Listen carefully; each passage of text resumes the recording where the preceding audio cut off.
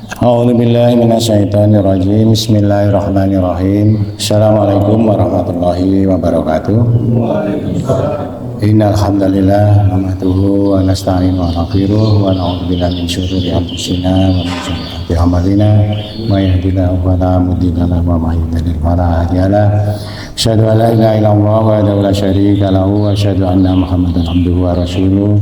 Allahumma shalli ala Muhammad wa ala ali Muhammad kama shallaita ala Ibrahim wa ala Ibrahim fil alamin innaka Hamidum Majid.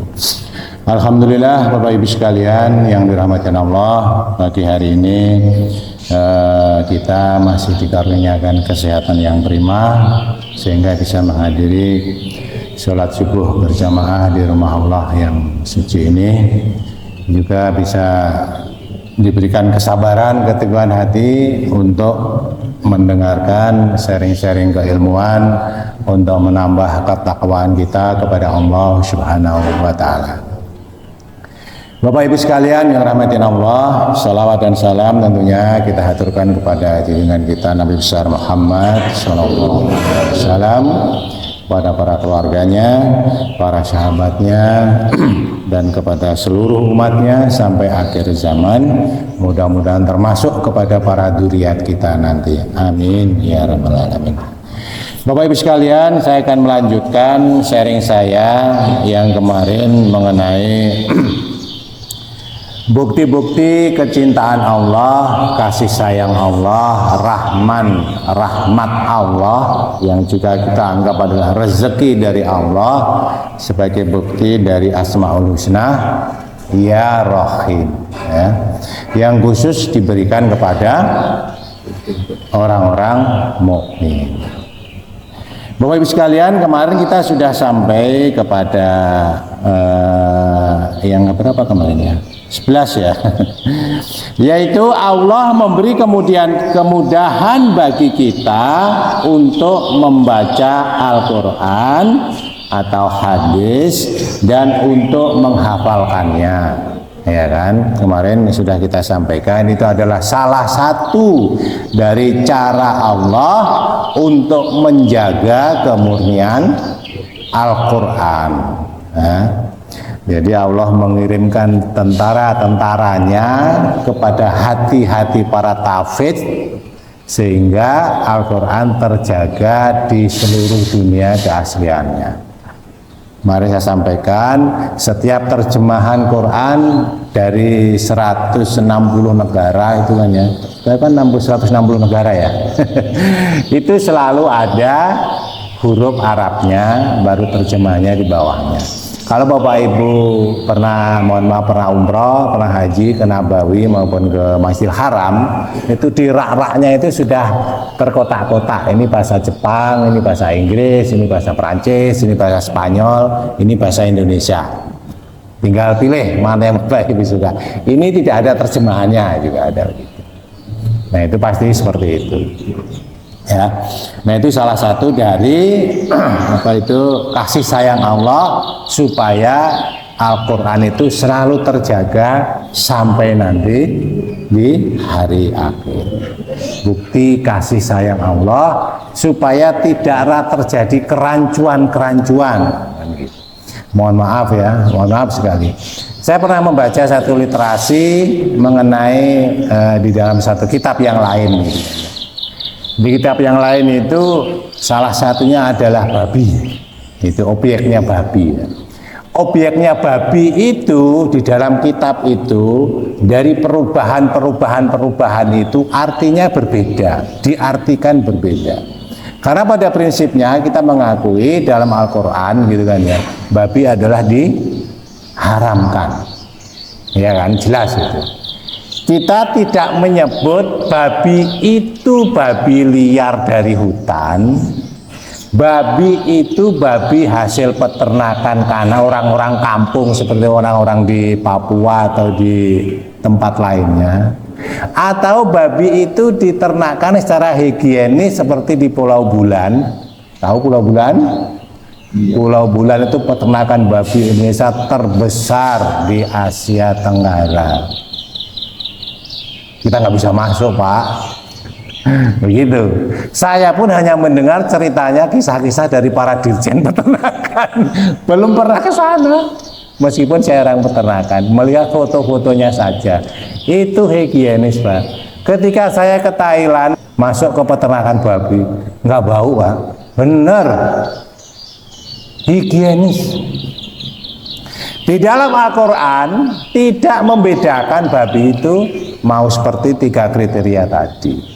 Nah, di dalam kitab lain itu yang dulu babi yang diharamkan, mohon maaf kalau sekarang misalnya tempat ini, mohon maaf ya, tempat ini itu babi haram lagi.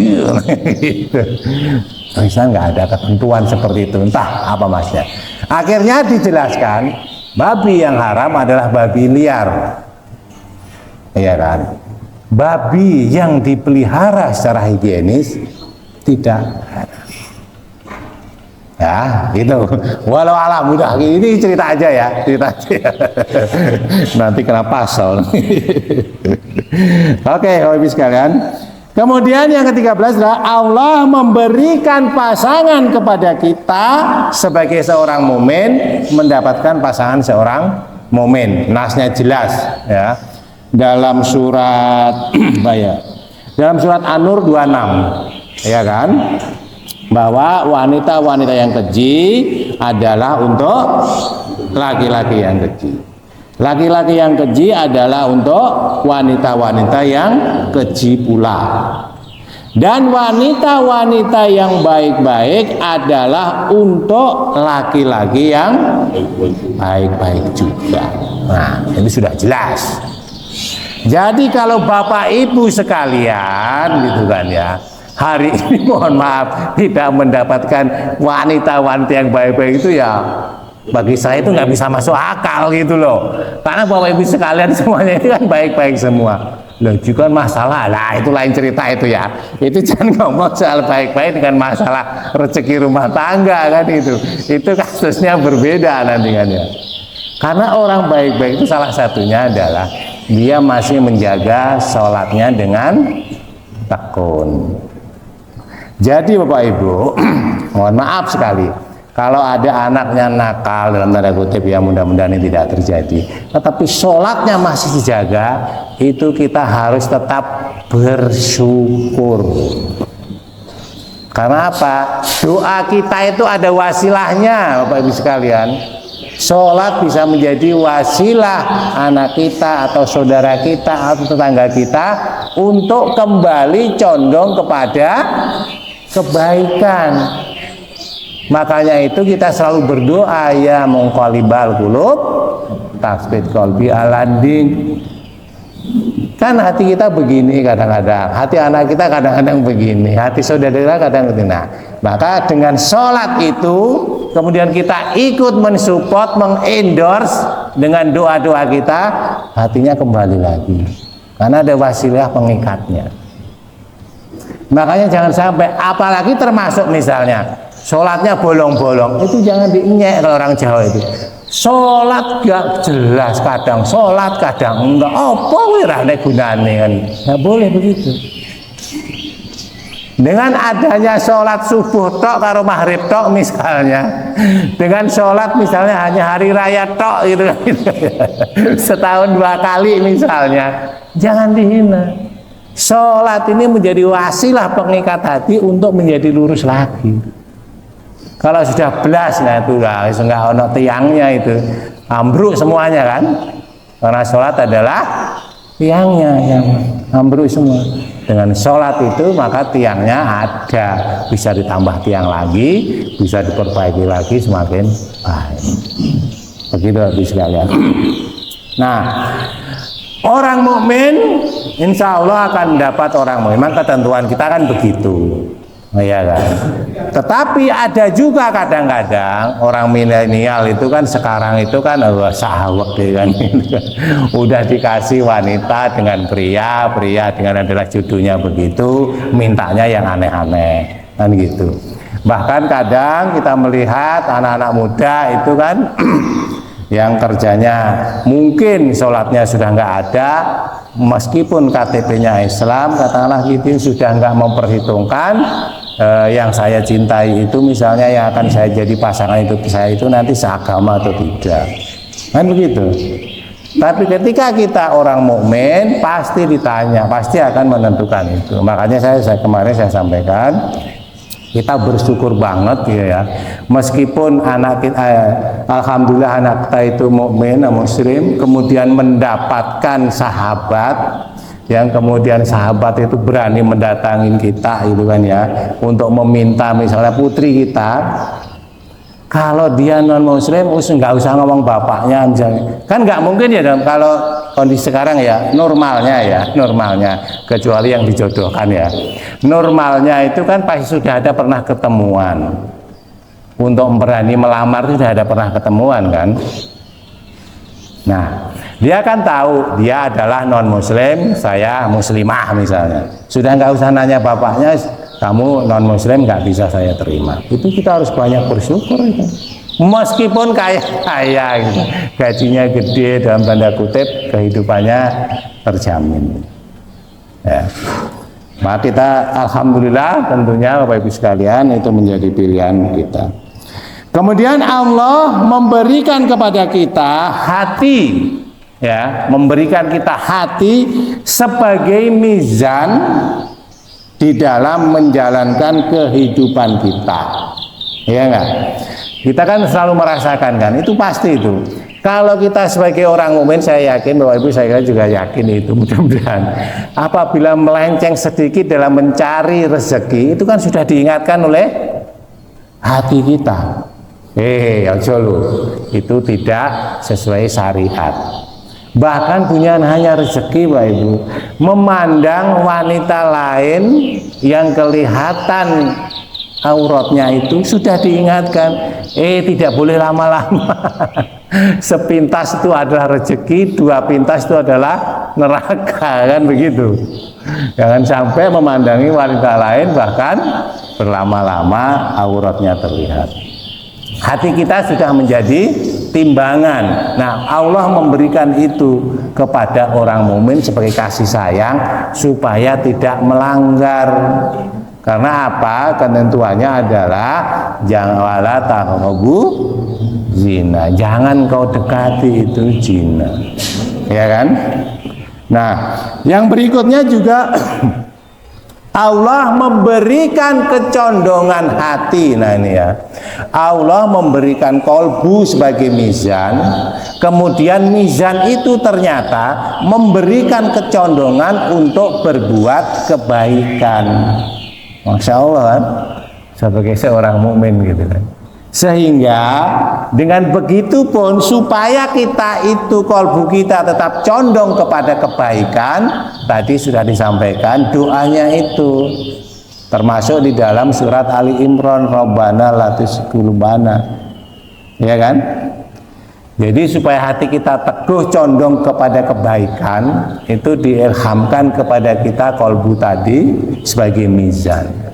Diberikan mizan itu, kemudian Allah memberikan kecondongan untuk kebaikan dengan cara salah satunya wasilah doa yang juga diberikan oleh Allah. Berikutnya Bapak Ibu sekalian, Allah memberikan kepada kita jalan mati syahid. Jalan mati syahid itu jalan yang bagus kan? Saya yakin semua orang, mohon maaf, kalau rasanya misalnya ada pengumuman ya resmi dari negara, siapa yang mau berangkat ke Palestina gitu, saya kira sekian juta orang Muslim Indonesia siap berangkat tuh. Kira-kira begitu nggak? Ya nggak itu? Jalan mati syahid. Bapak Ibu sekalian, sekarang kondisi susah ya. Masuk ke Gaza itu susah, masuk ke Palestina susah. Itu orang Indonesia itu mau kok berangkat dengan niat bismillah mati syahid. Di antaranya adalah Smersi yang punya rumah sakit di Gaza, Palestina sana. Dia berangkat sana, dokter-dokternya udah siap mati itu, udah jelas. Uang bomnya itu 100 meter dari rumah sakit. Rumah sakit udah kayak, semuanya bangsal itu kayak apa? Menjadi itu hampir dibom menurut kol langsung berita di sana. katanya ya walau alam, mungkin orang Israel tahu ini dari Indonesia nggak jadi dibom. Jadi 100 meter Pak, 100 meter kan di situ gitu ya, luar kacanya ikut bergetar pecah. Itu rumah sakit ya seluruh bang anu itu udah menjadi itu semua, jadi tempat perlindungan juga kan gitu. Nah, sampai saat ini kalau nggak salah itu setiap Senin itu kan ada teman yang wartawan di radio itu call langsung ke sana bagaimana berita hari ini di sana. Itu fakta laporan dari tempat kejadian kan, saat ini. Sudah berapa masjid yang hancur, sudah berapa rumah sakit yang dibom. Kan itu. Ya walau alam banyak apa itu banyak kontroversi ya, bahkan seorang ustadz pun menyatakan bla bla bla, ya masing-masing itu pilihan ya, nanti semuanya akan mendapatkan mizan di mana keberpihakan kita.